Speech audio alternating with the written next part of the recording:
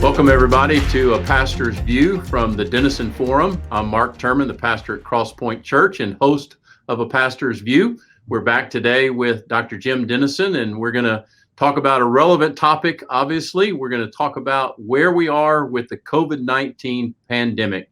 Dr. Jim, how are you doing today? Doing well today, Mark. How are you, sir? Doing great. Good. Looking forward to the Christmas season and trying to get all those preparations made.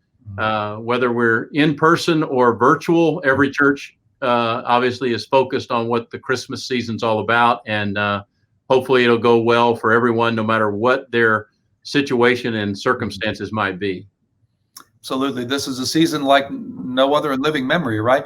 But Christmas reminds us Jesus came into a world like this, a world that just as broken as ours is, a world just as much in face of mortality as ours is. And so he's just as relevant today. His birth, his incarnational love, just as relevant today as ever. And Christmas, perhaps more urgent a message than maybe in a very long time.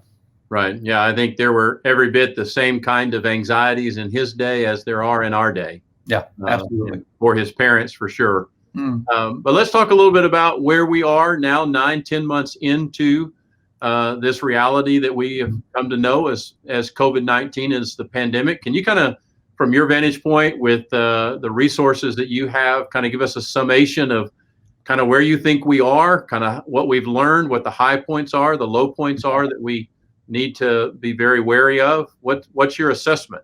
Yeah, thank you for asking. I'm certainly not a medical doctor. I'm not offering medical advice. Clearly we know that. I am by title, resident scholar for ethics with one of the largest healthcare systems in the state. And it's in that context that I'm at a great deal of the meetings. I read a lot of that literature, try to follow in that context as carefully and as I can, write a lot of white papers in this space. And so it's out of that background that I can speak into this just a little bit. I guess you can start with some of the good news to begin with. When I say we, I mean the medical community is learning better than ever how to treat this. We still don't, Mark, actually know what kind of virus it is. We call it respiratory because it typically manifests first as a respiratory ailment, but it sometimes becomes circulatory. It sometimes goes to various organs, even to extremities, even to brain and ongoing brain issues. We don't even know the longevity of it. Some people are what's called long haulers, and they're dealing with the symptoms of this for months and months. But we are learning better how to treat it relative to some of the medicines that are available, the pharmaceuticals, some of the non-pharmaceutical interventions. So we're driving mortality rates down to that degree. But at the same time, I say that on the bad side, we're seeing the largest spike in the numbers of infections since this began. Right now, we're seeing the worst spike that we have seen since this all began last spring. And that's anticipated to get even worse as Christmas comes upon us, and then the winter beyond that. This virus very much would rather be indoors than outdoors. It would very much rather be in a warm climate and in a dry climate. And big indoors for the winter obviously requires all of that. It puts people, especially in multifamily housing or in multi-generational housing, in close proximity to each other. And so unfortunately, even as the vaccine's coming down the way and being started even this week, we may be seeing the worst spike yet in the next coming weeks and months. So just for clarity about that, are you saying that it's right or wrong to characterize this as just another strain of flu? People have been saying that, depending on what mortality statistics you look at, it's at least 10 times as lethal as the flu is on the average of this. And then depending on the specific age category that you're thinking about, and those with pre-existing conditions or those over a certain age, much more mortal even than that. And so this idea that got started out there someplace that this is really no worse than the flu was never true.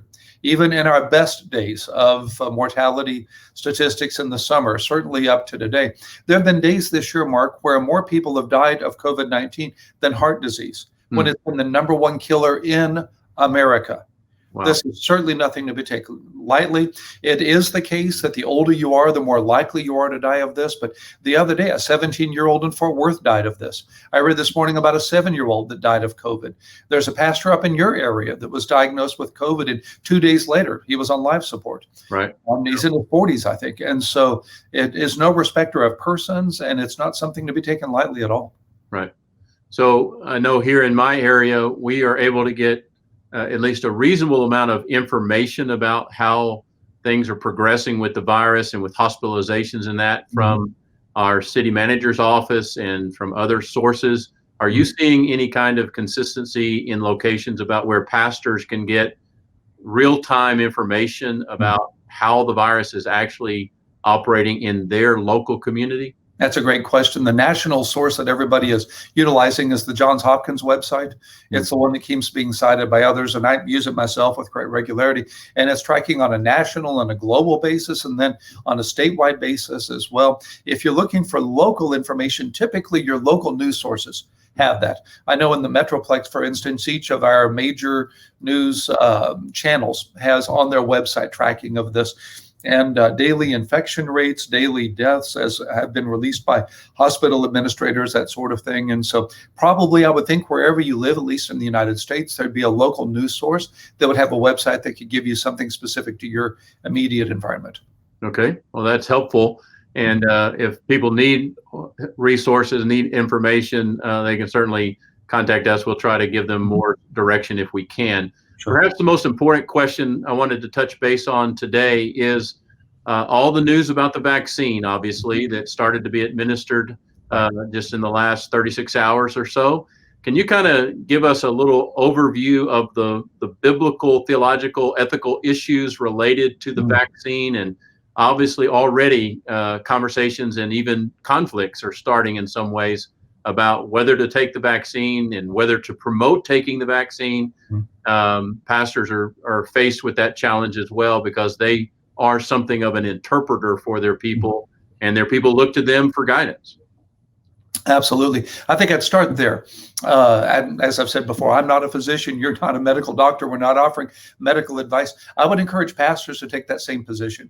There is no one answer to the question as regards whether the vaccine is safe for a specific individual. I can report to you that the early data indicates a 94.5% efficacy rate, meaning that it is that effective, which is astonishing. On a typical year, the flu vaccine might be 45% efficacious, and we're seeing remarkable success with that. 38,000 people in one test group, and only 4 people that had adverse reactions, none of which had any kind of longevity to them. And so from a scientific perspective, there's really remarkable, amazing, you could almost say miraculous response to this in a general sense. But there are 3 categories of response relative to allergies, just to take up that as one specific issue. There are people with particular allergy responses that definitely should not take this if they're allergic to the vaccine or any of the materials in it.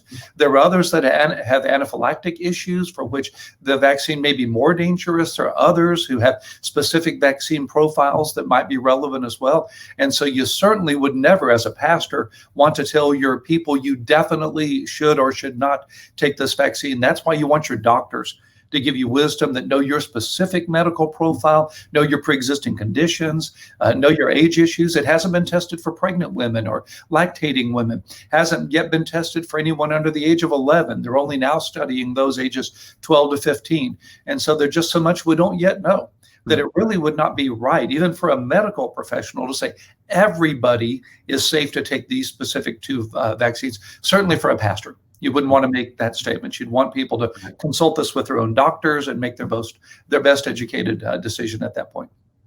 Well, as a pastor friend of mine said to me this morning, this is a situation to be very much away from the comment of "Thus saith the Lord." That's right. As it relates to what an individual ought to do relative to taking the virus or not taking the virus. And like you said, that's where each person needs to consult their doctor, their medical professionals, for what's right for them. Absolutely true. I know we're about out of time, but I will speak to one ethical issue that comes up quite often inside this. I've written a great deal on this, been on radio a lot this week talking about it, is the abortion issue, the pro-life issue. It's on our website. Anybody could go to denisonforum.org and see the article I wrote specifically about the vaccine. I have an article coming out tomorrow, actually, in which I'll be talking about some of the medical issues relative to the vaccine as well. But as regards abortion, I can tell you that the 2 that are in use right now, Moderna and Pfizer, do not include fetal material that could on any level be related to abortion. They just simply don't. There are no fetal cells related to abortion that are included in either of these vaccines. In the development of the vaccines, there was some testing relative to a stem line that goes back to the 1970s. We don't know if it originated with abortion or with miscarriage. We just don't know, because those records have been lost. Over this decade since, those cell lines have moved into other cells, so it's certainly not the original cells. Even if worst case scenario, abortion was part back in the 70s of starting that cell line. I believe that the evangelical ethicists are right who are saying that to say that therefore you should not take the vaccine would be like saying that Paul should not have traveled on Roman roads, since those that built the roads were acting in ways that were certainly not ethical. Slave labor tragically built some of the rail systems in America. You're not endorsing slavery by traveling on a railroad. And so I'm certainly pro-life. Think life begins at conception and abortion is wrong. But I do think I can say that abortion is not a reason not to take this specific vaccine. I would make that position as an ethicist myself. Right. Well, that's helpful. I know that there were some reports that the Catholic Church had raised that concern, and obviously it's important to be aware of that, but I appreciate you clarifying that for us. And I hope today's conversation has been helpful to pastors, and we'll continue the conversation at another time, and look forward to joining you again soon.